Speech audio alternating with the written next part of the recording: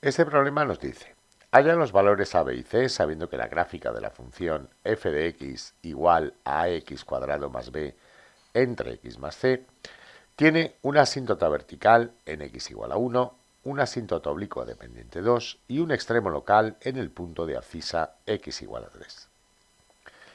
Por tener una asíntota vertical,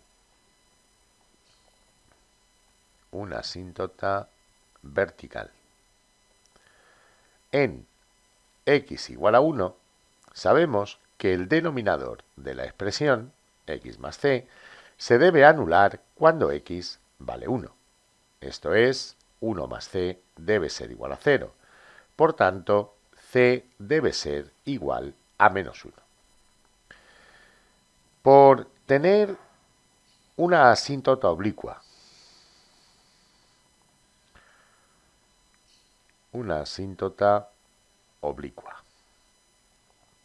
dependiente 2, sabemos que el límite, cuando x tiende a más o menos infinito, de f de x dividido entre x, debe ser igual a 2.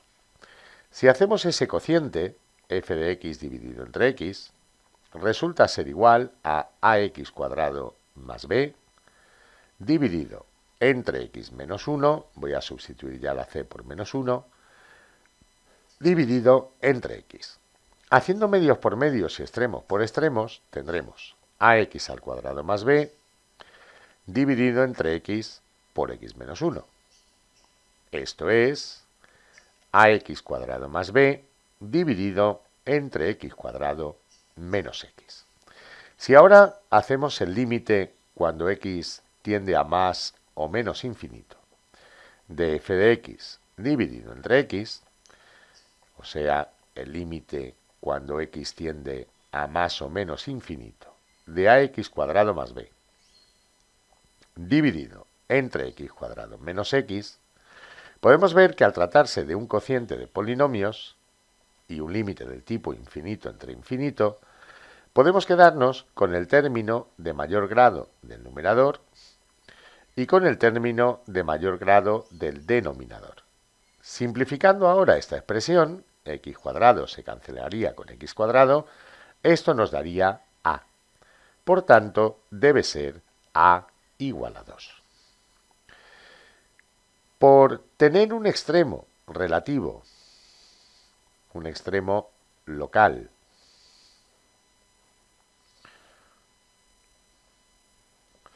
en x igual a 3, sabemos que la derivada de la función en x igual a 3, calculada en x igual a 3, debe ser igual a 0. Vamos a hacer la derivada de la función, sería la derivada de 2x cuadrado más b, dividido entre x menos 1, sustituyendo ya la a por 2, lo que nos daría 4x por x menos 1 menos 2x cuadrado más b por 1 dividido entre x menos 1 al cuadrado. Sustituyendo ahora la x por 3, tendremos 12 multiplicado por 2 menos 2 por 3 al cuadrado, que son 12, más b, perdón, 2 por 3 al cuadrado, que son 18, me había equivocado, 18, más b, dividido entre 2 al cuadrado, que son 4, esto es 24 menos 18, que son 6, menos b, entre 4. Así pues, como esto debe ser igual a 0, la conclusión que extraemos de aquí es que 6 menos b es igual a 0 y que por tanto b es igual a 6. Así pues, a vale 2, b vale 6 y c vale menos 1.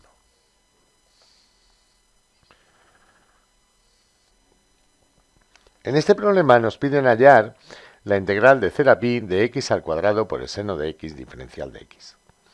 Para hallar esta integral vamos a aplicar la fórmula de integración por partes, pero para una integral definida. La integral de a a b de u por diferencial de v es igual a u por v, sustituido entre a y b, menos la integral de a a b de v por diferencial de u.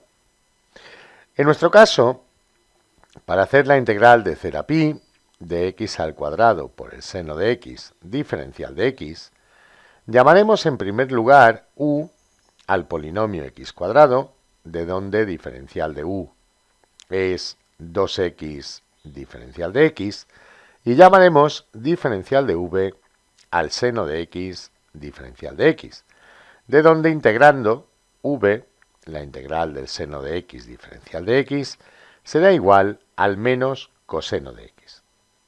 Tendremos así pues u por v menos x cuadrado coseno de x, sustituido entre 0 y pi, menos la integral de 0 a pi de v por diferencial de u. El menos del menos coseno, con el menos que hay delante de la integral, se convierte en más. El 2 de diferencial de u lo podemos escribir fuera de la integral y dentro nos quedaría x coseno de x diferencial de x. Para hacer esta segunda integral llamaremos u a x, de donde diferencial de u es diferencial de x, y diferencial de v al coseno de x por diferencial de x, de donde v, que es la integral del coseno de x diferencial de x, será igual al seno de x.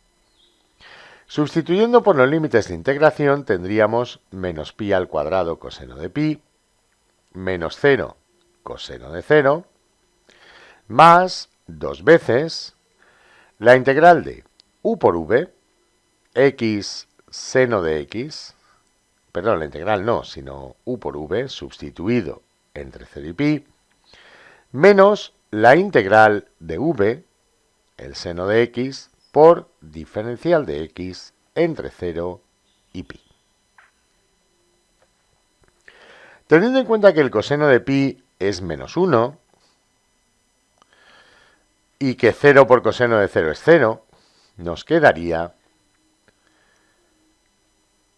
menos pi al cuadrado por menos 1 más 2 por pi seno de pi menos 0 seno de 0 menos la integral del seno, que es el menos coseno, con lo cual aquí pasaría más, entre 0 y pi.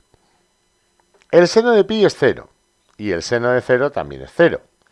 Entonces esto nos dará finalmente pi al cuadrado más 2 por coseno de pi menos coseno de 0. Esto es pi al cuadrado más 2 por menos 1 menos 1. Por tanto, pi al cuadrado menos 4. En este ejercicio nos dicen que consideremos las siguientes matrices: A, menos 1, 2, 2, menos 1, B, 1, 0, 0, menos 2, 1, 0, 3, 2, 1 y C, 1, 0, 0, menos 1, 5, 0. En el apartado A nos pide determinar la matriz X para la que A traspuesta por X por B menos 1 es igual a C. Bien, nosotros tenemos esta ecuación matricial. Lo que vamos a hacer para despejar la matriz X es multiplicar en ambos lados de la ecuación por la traspuesta de A, invertida, al lado izquierdo, y por B al lado derecho. Nos quedaría, por tanto, A traspuesta menos 1 por X y por B. Aquí, la inversa de la traspuesta de A por la traspuesta de A nos daría la matriz identidad de orden 2. Y B menos 1 por B nos daría la matriz identidad de orden 3. Teniendo en cuenta que la matriz identidad es el elemento neutro, perdón, esto aquí quería decir C, no X. C. Como os decía, teniendo en cuenta que la matriz identidad es el elemento neutro del producto, la identidad de orden 2 por x es x y x por la identidad de orden 3 sigue siendo x. Por tanto, x será igual a la inversa de la traspuesta de A por C y por B. Vamos a hallar la traspuesta de la matriz A, que consiste en escribir las filas de A como columnas. Y nos da la propia matriz A, como podéis observar. Ahora voy a hallar su inversa. Para hallar su inversa voy a aplicar el método de Gauss. Tengo menos 1, 2, 2, menos 1, la matriz traspuesta de A, y la amplío con la matriz identidad de orden 2. Haciendo operaciones elementales por filas en la matriz A y en, perdón, aquí es un 1, y en la matriz ampliada tenemos que conseguir en el lado izquierdo la matriz identidad de orden 2. Y lo que obtengamos entonces en el lado derecho será la inversa de la traspuesta. Vamos a hacer entonces, a la fila 2 le vamos a sumar dos veces la fila 1 y vamos a escribir el resultado en la fila 2. Así conseguiremos un 0 bajo el primer término de la diagonal. Sería menos 1, 2, 1, 0, 0, 3, 2, 1. Ahora, con este 3, que se encuentra en la segunda posición de la diagonal, vamos a hacer 0 por encima de él. Para eso, miramos el mínimo común múltiplo de 2 y 3, que es 6. Para obtener un 6 en la primera fila, multiplicaríamos por 3. Y para obtener un 6 en la segunda fila, multiplicaríamos por 2. Entonces tendremos 3 fila 1, menos 2 fila 2. Y escribimos el resultado en la fila 1. Nos quedaría menos 3, 0, 3 menos 4 que es menos 1, 0 menos 2 que es menos 2, 0, 3, 2, 1. Para hallar la inversa ya es suficiente con dividir la fila 1 entre menos 3 y escribir el resultado en la fila 1 y la fila 2 entre 3 y escribir el resultado en la fila 2. Nos quedaría 1, 0, 1 tercio, 2 tercios y 0, 1, 2 tercios, 1 tercio. Así pues, esta es la inversa de la traspuesta de la matriz A. Ahora ya podemos hallar la matriz X. Sería esta matriz, 1 tercio, 2 tercios, 2 tercios, 1 tercio, que multiplica la matriz C, 1, 0, 0, menos 1, 5, 0, y a la matriz B, 1, 0, 0, menos 2, 1, 0, 3, 2, 1. Voy a hacer primero este segundo producto de C por B. Tendría 1 tercio, 2 tercios, 2 tercios, 1 tercio, que multiplica 1, 0, 0, menos 1 menos 10 sería menos 11, 5 y 0. Haciendo ahora este otro producto nos quedaría 1 tercio menos 22 tercios es menos 21 tercios, 0 más 10 tercios es 10 tercios, 0 más 0 es 0, 2 tercios menos 11 tercios es menos 9 tercios, 0 más 5 tercios es 5 tercios y 0. Esto lo podemos simplificar, me daría aquí menos 7, 10 tercios 0 y menos 3, 5 tercios 0, que es la matriz X buscada. Bien, en el apartado B nos pide hallar el determinante de B-1 por C traspuesta por C por B. Recordaréis que el determinante de un producto es el producto de los determinantes. Por tanto, esto sería el determinante de b menos 1 por el determinante de c traspuesta por c por el determinante de b. El producto c traspuesta por c no lo puedo separar, porque ni c traspuesta ni c poseen determinante. Sin embargo, c traspuesta por c sí lo posee. C traspuesta sería una matriz 3 por 2. C es una matriz 2 por 3. Por tanto, como estos números son iguales, el número de columnas de la primera es igual al número de filas de la segunda, podemos hacer el producto y el resultado nos da 3 por 3, una matriz cuadrada que sí que tiene determinante, a pesar de que ni C traspuesta ni C lo tiene. Bien, ahora vamos a usar el hecho de que el determinante de la inversa de B es 1 entre el determinante de B. Nos queda entonces 1 entre el determinante de B por el determinante de C traspuesta por C por el determinante de B. El determinante de B se cancela con el determinante de B y únicamente hay que hacer el producto de C traspuesta por C y su determinante. C traspuesta por C sería 1, 0, 0, la primera columna, menos 1, 5, 0, la segunda columna, por 1, 0, 0, la primera fila de C, menos 1, 5, 0, la segunda fila de C. El producto de la primera fila por la primera columna nos daría 2. La primera fila por la segunda columna, menos 5. Y la primera fila por la tercera columna, 0. La segunda fila por la primera columna nos daría menos 5. Segunda fila por segunda columna, 25. Y tercera fila por tercera columna, y segunda fila por tercera columna, 0. En cuanto a la tercera fila, multiplicando tanto a la primera como a la segunda como a la tercera columna, nos va a dar 0. Como esta matriz C traspuesta por C tiene una fila de ceros o una columna de ceros, como lo queráis mirar, sabemos que su determinante automáticamente es igual a 0.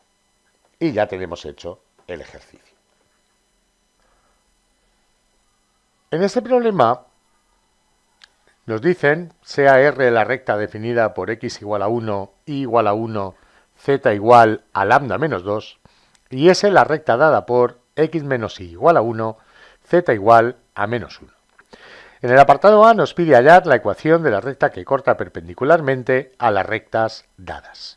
Bien, ya tengo aquí hecho un dibujo esquemático. He dibujado una recta T, que es la recta perpendicular a las dos rectas dadas. He dibujado un plano pi1 que contiene a la recta T y a la recta R. Por cierto, ahora comprobaremos enseguida que las rectas se cruzan, ¿de acuerdo? Por eso el problema se resuelve de esta manera. Entonces, como os decía, he dibujado un plano pi1 que contiene a la recta T y a la recta R.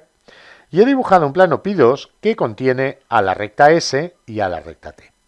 Entonces, lo primero que voy a hacer es hallar los vectores directores de las rectas R y S. El vector director de la recta R sería igual a 0, 0, 1. El vector director de la recta S se va a hallar como el producto vectorial de los vectores normales a los dos planos cuya intersección define la recta S. Sería entonces IJK 1 menos 1, 0 y 0, 0, 1. Este producto vectorial es menos I menos J, menos 1, 0. Como realmente nos vale cualquier vector paralelo a este, yo voy a tomar VS como el 1, 1, 0, que resulta de multiplicar este vector por menos 1. Como podéis ver, las rectas no son paralelas, ¿de acuerdo? Las rectas no son paralelas, con lo cual o se cortan o se cruzan. Entonces, en este caso podemos resolver el problema ya se corten o se crucen de esta manera que lo vamos a hacer. Bien, lo primero que voy a hacer es hallar el vector director de la recta T. El vector director de la recta T, al ser perpendicular a las dos rectas dadas, se puede hallar como el producto vectorial del vector director de la recta R por el vector director de la recta S. Esto es, voy a moverlo aquí, sería IJK 0, 0, 1, 1, 1, 0. Este producto vectorial nos daría menos I más J. Esto es menos 1, 1, 0. Ahora que tengo el vector director de la recta T, ya puedo hallar el plano pi1 y el plano pi2. El plano pi1, para hallarlo, voy a tener en cuenta que contiene a la recta R, por tanto contiene al punto P11 menos 2. Contiene a la recta R, como decía, por tanto también contiene al vector director de la recta R, 0, 0, 1. Y como contiene a la recta T, también contiene al vector director de la recta T, menos 1, 1, 0.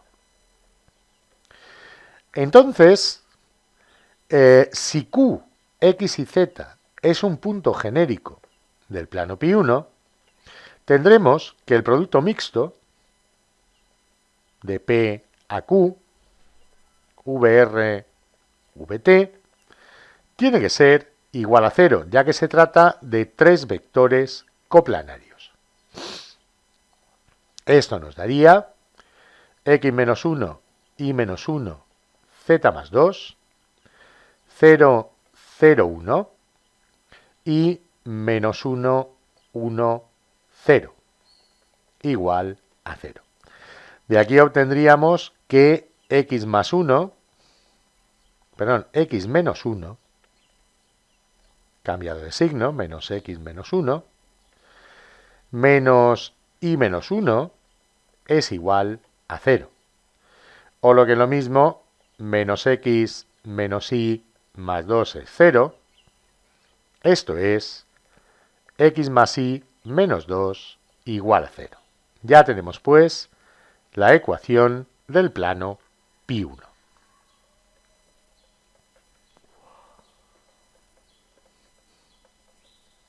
Bien, para hallar el plano pi2 vamos a tener en cuenta que el punto, un punto cualquiera de la recta S, pertenece al plano pi2. Por ejemplo, yo tenía para la recta S X menos Y igual a 1 y Z igual a menos 1. Si hago Y igual a 0, resulta X igual a 1, Z es menos 1. De forma que el punto P', 1, menos 1, 1, 0, perdón, menos 1, pertenece a pi2. De la misma forma, el vector director de la recta S, que habíamos calculado ya y que era el 1 menos 1, el 1, 1, 0, perdón, 1, 1, 0, pertenece a pi2. Y por contener a la recta T, el vector director de la recta T, que era el menos 1, 1, 0, también pertenece a pi2. Así pues, considerando Q, X y Z un punto genérico de pi2, los vectores P'Q, Vs y Vt serán coplanarios y su producto mixto será 0. Esto es X menos 1 y Z más 1, 1, 1, 0, menos 1, 1, 0, será igual a 0. De aquí lo que obtenemos es que 2 por Z más 1 es igual a 0. Y por tanto que Z es igual a menos 1. La recta T que buscamos es simplemente la intersección de los planos pi1 y pi2. Por tanto, unas ecuaciones de la recta T como intersección de dos planos sería X más Y menos 2 igual a 0 y Z igual a menos 1. O lo que es lo mismo, X más Y igual a 2 y z igual a menos 1. En el apartado B nos piden hallar la distancia entre las dos rectas. Entonces lo que yo voy a hallar es la intersección de la recta R con la recta T, que me dará el punto A, la intersección de la recta S con la recta T, que me dará el punto B, y la distancia entre los dos puntos será la distancia entre las dos rectas. Así aprovecho el trabajo que ya hemos hecho. Tenemos, por tanto, intersección de T y R sería escribir en un mismo sistema de ecuaciones las ecuaciones de la recta T y las ecuaciones de la recta R, que era x igual a 1, y igual a 1 y z igual a lambda menos 2.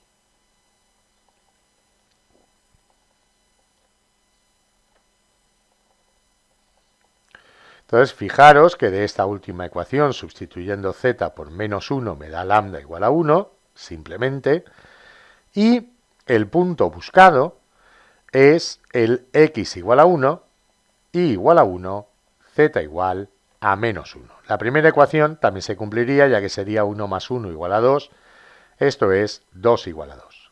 Así pues, el punto A es el 1, 1, menos 1. En cuanto al punto B, sería la intersección de la recta T y la recta S. Escribimos, por tanto, las ecuaciones de la recta T y ahora las ecuaciones de la recta S, que era x menos y igual a 1 y z igual a menos 1. Como z igual a menos 1 aparece dos veces, con escribirla ahora una sola vez es suficiente. Lo que voy a hacer es resolver el sistema de la primera y la tercera ecuación. La primera y la tercera ecuación. Sumando las dos ecuaciones, tendría 2x igual a 3, de donde x es 3 medios. Y sustituyendo, por ejemplo, en la primera ecuación, esta es la primera más la segunda, sustituyendo en la primera ecuación, como os decía, sería 3 medios más y igual a 2, de donde y es 1 medio. Z, evidentemente, como ya hemos dicho, es menos 1. Así pues, el punto B sería el 3 medios, 1 medio, menos 1. La distancia entre R y S es simplemente la distancia entre A y B, o sea, el módulo del vector AB.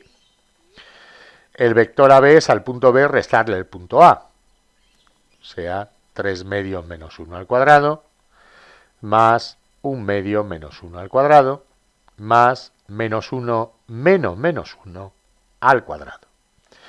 Esto da la raíz cuadrada de 1 medio al cuadrado más 1 medio al cuadrado. Esto es 1 cuarto más 1 cuarto, 2 cuartos, que es 1 medio. Me quedaría la raíz de 1 medio, que es 1 entre la raíz de 2, y racionalizando, raíz de 2 partido 2 unidades.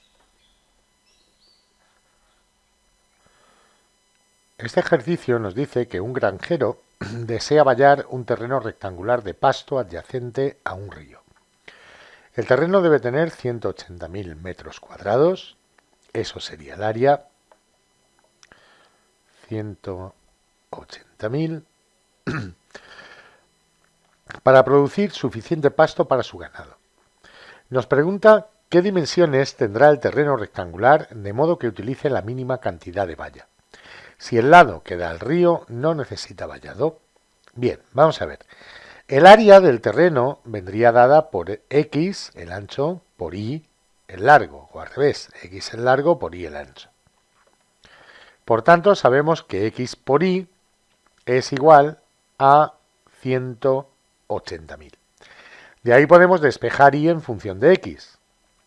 Y en función de x sería 180.000 dividido entre x. Luego, La cantidad de valla que tenemos que utilizar viene determinada por el perímetro de la parte que no da al río, ya que nos indican que la parte del río no hay que vallarla. Así pues, la cantidad de valla, f de xy, sería igual a x más 2y. Si aquí sustituimos y por lo que hemos determinado a partir del área, tendríamos una función f de x que sería igual a x más 2 por 180.000 dividido entre x. Esto es, f de x sería igual a x más 360.000 dividido entre x. Para resolver el problema debemos tener en cuenta que x puede variar entre 0 e infinito. Entonces la única condición es que x debe ser estrictamente mayor que 0, ya que de ser x igual a 0, el área sería 0, no sería 180.000. Por ello tiene que ser mayor que 0. Ahora debemos hallar el límite cuando x tiende a 0 por la derecha de f de x. Eso nos daría evidentemente 0 más 360.000 entre 0 por la derecha, o sea, más infinito.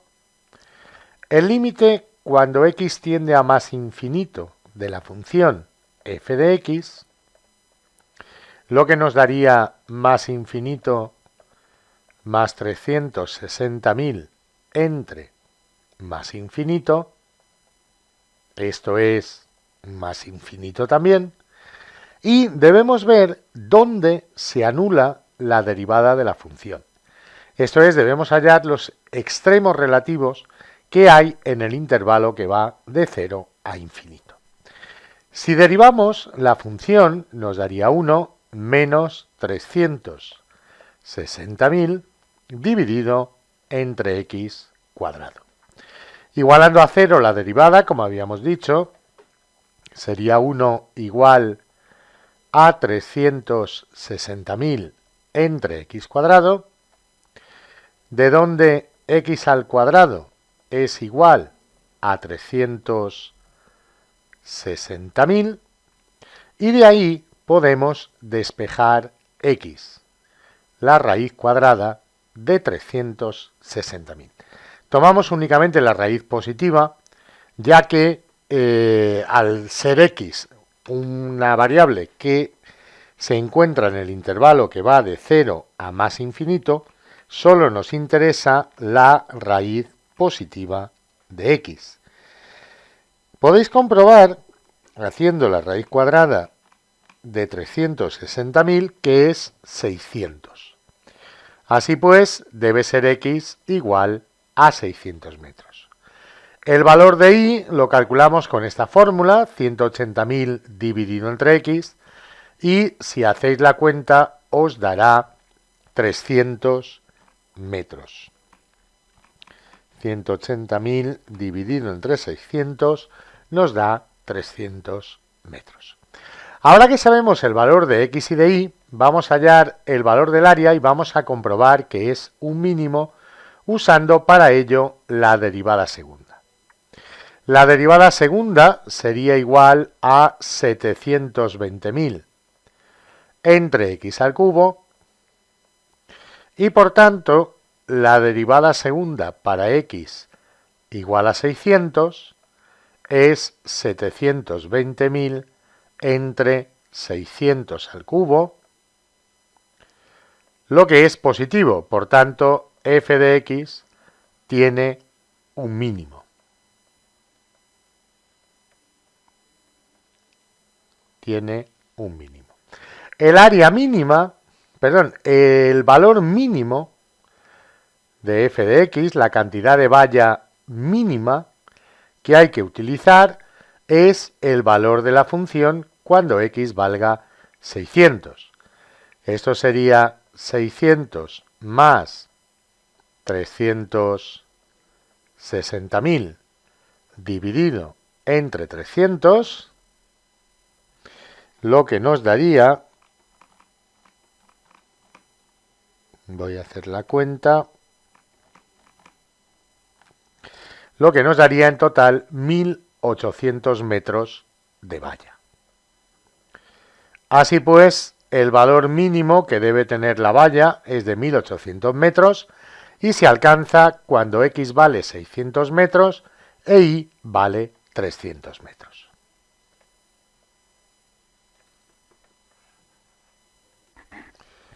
En este ejercicio nos dicen, sea f una función de r sobre r definida por f de x igual a valor absoluto de x al cuadrado menos 4.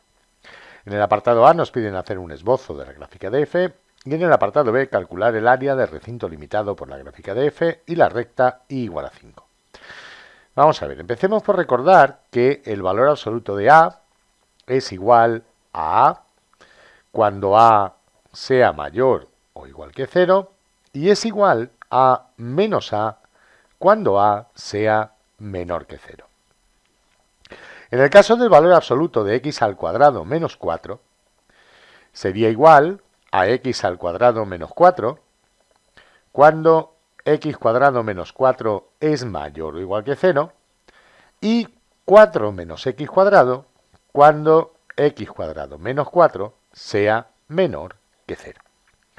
En primer lugar, hallaremos cuando se anula el polinomio x cuadrado menos 4. Evidentemente, esto es x cuadrado igual a 4, por tanto, x igual a más o menos la raíz de 4, que es 2. Si os dais cuenta ahora, si hacéis una tabla para ver los signos de x al cuadrado menos 4, y por tanto poder así dar la expresión del valor absoluto de x cuadrado menos 4, tendremos que en menos 2 vale 0 y en 2 también. A la izquierda de menos 2, por ejemplo, en menos 3, tendríamos menos 3 al cuadrado menos 4, o sea 5, que es positivo. Entre menos 2 y 2, por ejemplo, en 0, sería 0 al cuadrado menos 4, esto es 0, que es negativo. Y a la derecha de 2, por ejemplo, en 3, volvería a ser positivo. 3 al cuadrado menos 4 es 5, que es positivo. Entonces tenemos positivo, 0, negativo, 0 y positivo. Así pues, el valor absoluto de x al cuadrado menos 4 vale 0 en menos 2 y en 2. Vale x al cuadrado, vale x al cuadrado menos 4 desde menos infinito a menos 2 y de 2 a más infinito, y vale 4 menos x cuadrado entre menos 2 y 2. Así pues, esto es igual a x cuadrado menos 4 cuando x es menor o igual que 2, 4 menos menor o igual que menos 2, 4 menos x cuadrado cuando x esté comprendido entre menos 2 y 2, y nuevamente x cuadrado menos 4 cuando x sea mayor o igual que 2. Para representar la función, para hacer el esbozo que me piden de la función, simplemente tengo que representar esas parábolas. Tendría, antes de menos 2, es la parábola y igual a x cuadrado menos 4, que aquí entre menos 2 y 2 se prolongaría por debajo del eje x y tendría y igual a x cuadrado menos 4. Entre menos 2 y 2 es 4 menos x cuadrado, o sea, la parábola anterior, pero invertida respecto del eje x. La imagen simétrica de este tramo respecto del eje x. El vértice, evidentemente, lo tendría en x igual a 4. Si cojo y igual a 4 menos x cuadrado, la x del vértice es menos b entre 2a, por tanto 0, y la y del vértice sería 4. Así pues, esta es la forma de esa gráfica. Y ya tenemos resuelto el apartado A. Bien, un momentito, perdón. Ahora. Muy bien. Ahora, como os decía, vamos a ver el apartado B. En el apartado B nos pide hallar el área de recinto limitado por la gráfica de f y por la recta y igual a 5. La recta y igual a 5 es una recta horizontal, es y igual a un número, que pasa a una altura de 5. A ver, un momentito, así no me gusta cómo queda. Vamos a borrar aquí, vamos a ponerlo por aquí, por ejemplo. Esta podría ser perfectamente la recta y igual a 5. Podéis daros cuenta de que al ser la función par, el área que hay comprendida entre la gráfica, tanto una función como la otra, tanto la parábola o el valor absoluto de esa parábola como la recta igual a 5 son funciones pares.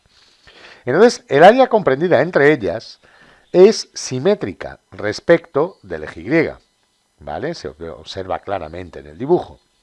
Entonces, para hallar el área comprendida entre las dos, podemos hacerlo directamente, integrando de un punto de corte al otro punto de corte, o también podríamos integrar simplemente de 0 hasta el punto de corte respecto de x y luego multiplicar por 2. En los puntos P y Q vamos a tener que y es igual a 5 por una parte y que y es x cuadrado menos 4 por otra parte. Igualando x cuadrado menos 4 igual a 5, tendríamos x cuadrado igual a 9 y por tanto x es igual a más o menos 3. Aquí sería x igual a 3 y aquí x igual a menos 3.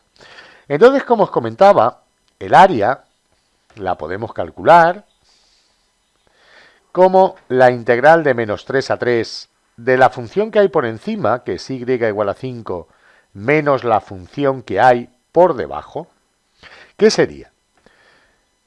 Hasta llegar a menos 2, tendríamos y igual a 5 menos y igual a x cuadrado menos 4. Luego, cuando vamos desde menos 2 hasta 2, tendríamos por encima la función y igual a 5 y por debajo la función 4 menos x cuadrado. Y luego, nuevamente, desde 2 hasta 3, tendríamos por encima y igual a 5 y por debajo la función x cuadrado menos 4. Como os comentaba, esto lo podemos hacer multiplicando por 2, la integral de 0 hasta 2 de 5 menos 4 menos x cuadrado por diferencial de x, y luego desde 2 hasta 3 la función 5 menos x cuadrado menos 4 por diferencial de x, usando para ello la simetría de la región. Entonces, lo que vamos a tener será 2 integral de 0 a 2 de 1 menos x cuadrado por diferencial de x, más la integral de 2 hasta 3 de 9 menos x cuadrado por diferencial de x. Esto sería 2 por x menos x al cubo entre 3 de 0 a 2 más 9x menos x al cubo entre 3 de 2 hasta 3.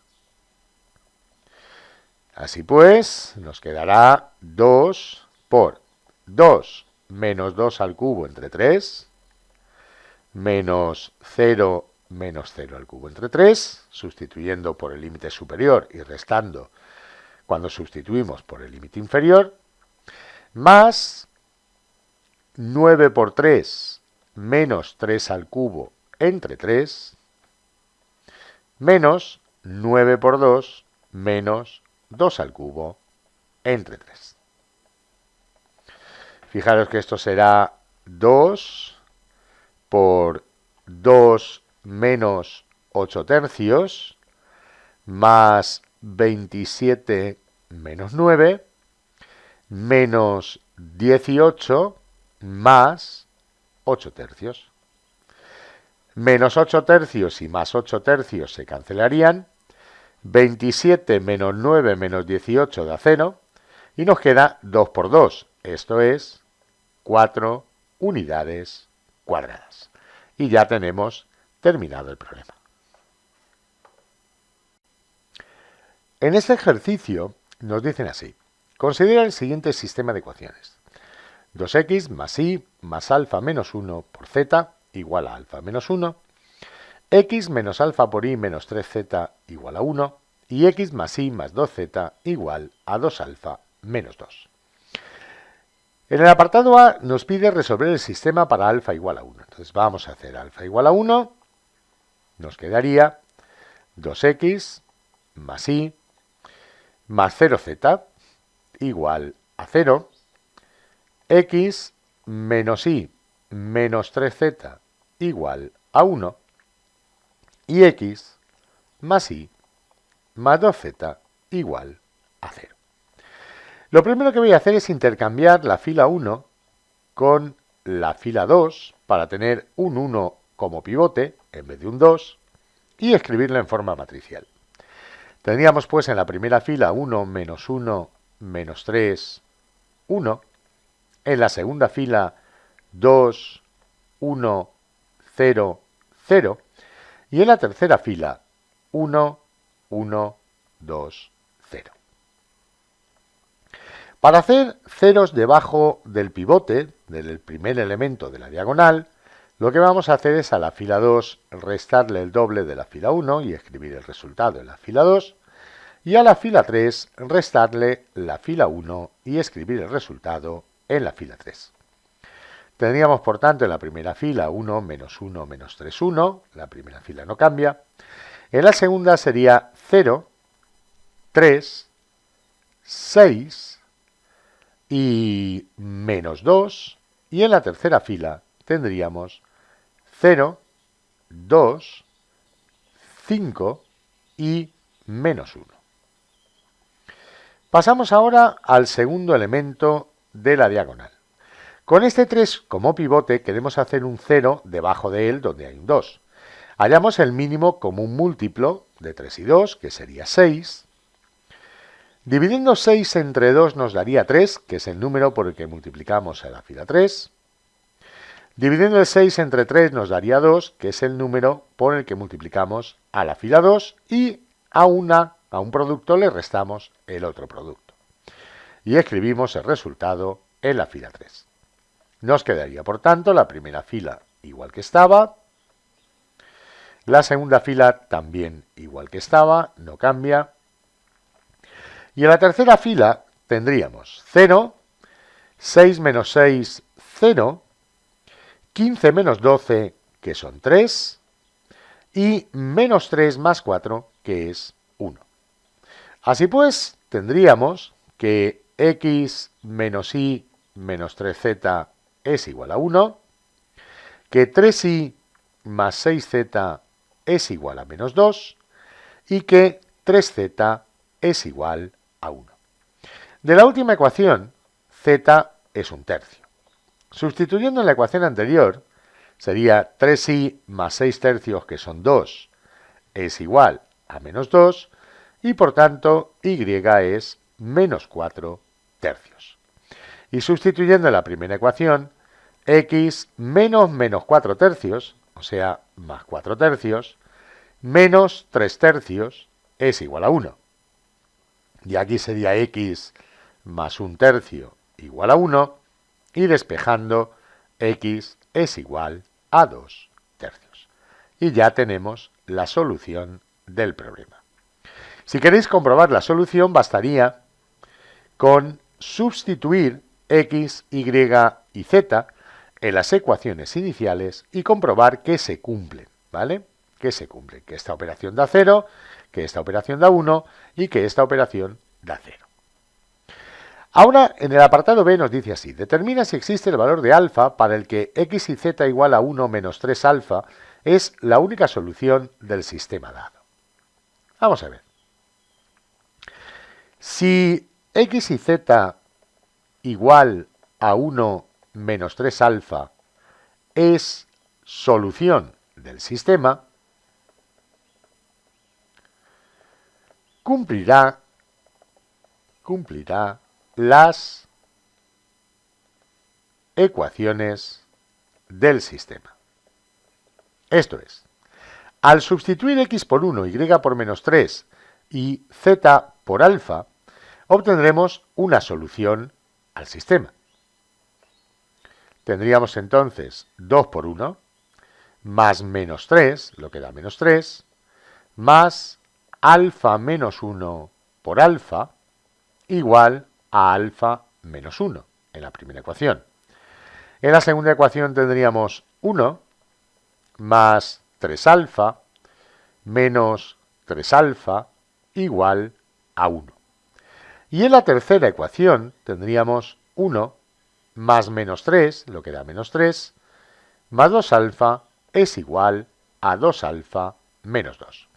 Resulta inmediato comprobar que en la segunda ecuación nos sale 1 igual a 1, ya que 3 alfa y menos 3 alfa se cancelan. En la tercera ecuación tenemos menos 2 más 2 alfa es igual a 2 alfa menos 2, lo que también se cumple cualquiera que sea el valor de alfa, sería 0 igual a 0. Perdón. Y en la primera ecuación vamos a desarrollar estos productos y estas operaciones para ver qué obtenemos.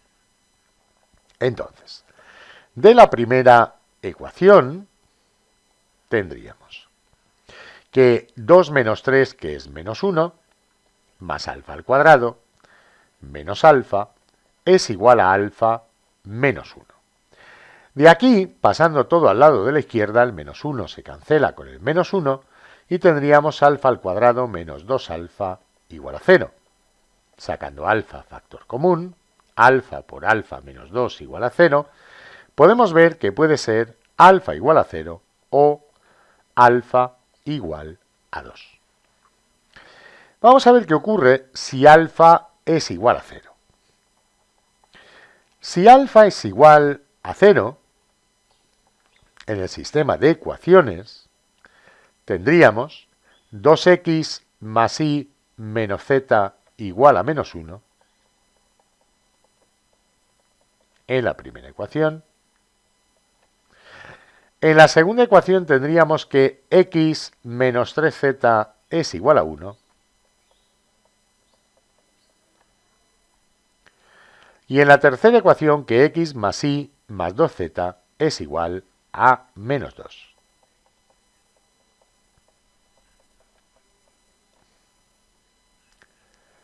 X más y más 2z igual a menos 2. Bien, voy a intercambiar también la fila 1 con la fila 2 y voy a estudiar el rango del sistema por el método de Gauss.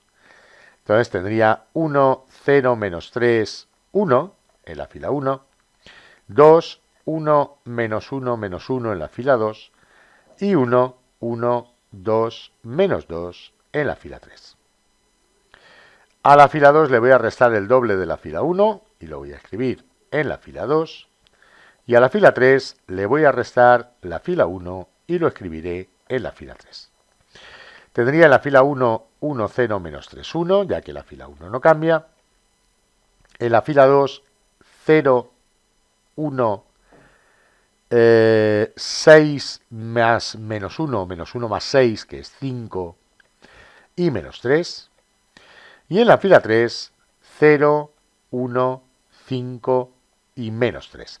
Como podéis comprobar, la fila 3 y la fila 2 son iguales, con lo cual podemos cancelar la fila 3, ya que está repetida, y obtenemos que el rango de la matriz A es igual al rango de la matriz ampliada, es igual a 2, menor que 3, que es el número de incógnitas. Por tanto, se trata de un sistema compatible, indeterminado, con infinitas soluciones. Con infinitas soluciones. Como el enunciado nos decía que la solución propuesta debería ser solución única, concluimos que alfa igual a 0 no es una solución válida. Vamos a ver ahora qué pasa si alfa es igual a 2. Si alfa es igual a 2, nos quedaría 2x más y más z igual a 1 en la primera ecuación. 2x más y más z igual a 1. En la segunda ecuación tendríamos x menos 2y menos 3z igual a 1. X menos 2y menos 3z igual a 1. Y en la tercera ecuación nos quedaría x más y más 2z igual a 2. Más 2z igual a 2. Voy a intercambiar la fila 1 con la fila 2 para tener un 1 como elemento pivote. Me quedaría la primera fila 1 menos 2 menos 3, 1. En la segunda 2, 1, 1, 1. Y en la tercera 1, 1, 2, 2. Ahora a la fila 2 le restaremos el doble de la fila 1. Escribiremos el resultado en la fila 2. Y a la fila 3 le restaremos la fila 1 y escribiremos el resultado en la fila 3.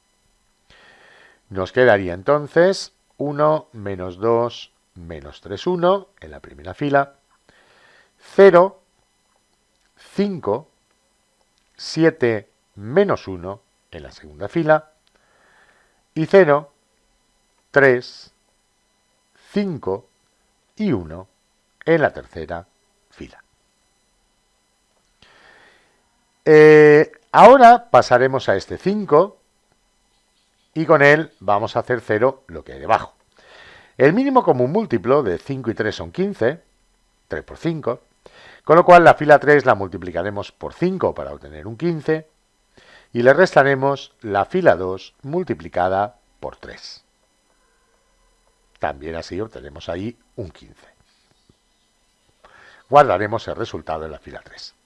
Obtenemos pues 1 menos 2 menos 3, 1, 0, 5, 7 menos 1 y 0, 0, 25 menos 21 que son 4 y 5 más 3 que son 8. Como podéis comprobar, aquí es un sistema compatible determinado con una única solución,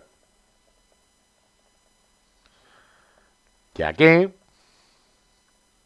el rango de A es igual al rango de la matriz ampliada, es igual a 3, que es el número de incógnitas.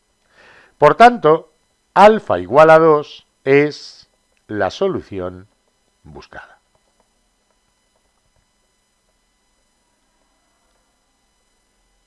Y ya tenemos resuelto el problema. Este problema nos dice así. Considera el plano pi de ecuación mx más 5y más 2z igual a 0 y la recta R dada por x más 1 entre 3 igual a y entre n igual a z menos 1 entre 2. En el apartado A nos pide hallar el valor de m y de n en el caso en el que la recta R es perpendicular al plano pi. Bien, vamos a ver. Si la recta R es perpendicular al plano pi, o sea, si tenemos esta situación que estoy representando, entonces lo que ocurrirá es que el vector director de la recta R, que podemos pintar aquí, VR, y el vector normal al plano pi, npi, van a ser vectores paralelos. El vector director de la recta R es el vector 3n2. El vector normal al plano pi, por la ecuación que nos dan aquí arriba para el plano pi, sería el m5,2. Y lo que vemos en el apartado A es que VR debe ser paralelo al vector normal al plano pi. Por la condición de paralelismo entre dos vectores se cumpliría que 3 partido entre m debe ser igual a n partido entre 5 e igual a 2 partido entre 2. Por tanto, igualando 3 entre m a 2 entre 2, que es 1, sería 3 entre m igual a 1, de donde m es igual a 3. Igualando n entre 5 a 2 entre 2, que también es 1, n entre 5 igual a 1, sería n igual a 5. Y ya tenemos los valores de m y n que hacen que la recta sea perpendicular al plano pi. En el apartado B nos dice que la recta R estaría contenida en el plano pi. Bien, si la recta n está contenida en el plano pi, se cumplen dos cosas. La primera es que el punto P, menos 1, 0, 1, perteneciente a R, también pertenece a pi. Por tanto, cumple la ecuación del plano pi. Esto es m por menos 1 más 5 por 0 más 2 por 1 debe ser igual a 0. De aquí podemos concluir que menos m más 2 es 0 y por tanto que m igual a 2. Además, el vector director de la recta R, el 3n2, debe ser perpendicular al vector normal al plano pi, ya que el vector de la recta estaría en el plano y el vector normal al plano pi es perpendicular a todo vector contenido en el plano. De aquí, haciendo el producto escalar de estos dos vectores, puesto que son perpendiculares, el producto escalar debería ser 0. Igual a 0. Tendríamos pues que 3 por m más 5 por n más 4 debe ser 0. Teniendo en cuenta que m es igual a 2, resultaría que 6 más 5n más 4 es igual a 0, de donde 5n es igual a menos 10 y por tanto n es igual a menos 2. Ya tenemos por tanto hallado el valor de m y de n para que la recta sea o esté contenida en el plano pi. Y ya hemos terminado este ejercicio.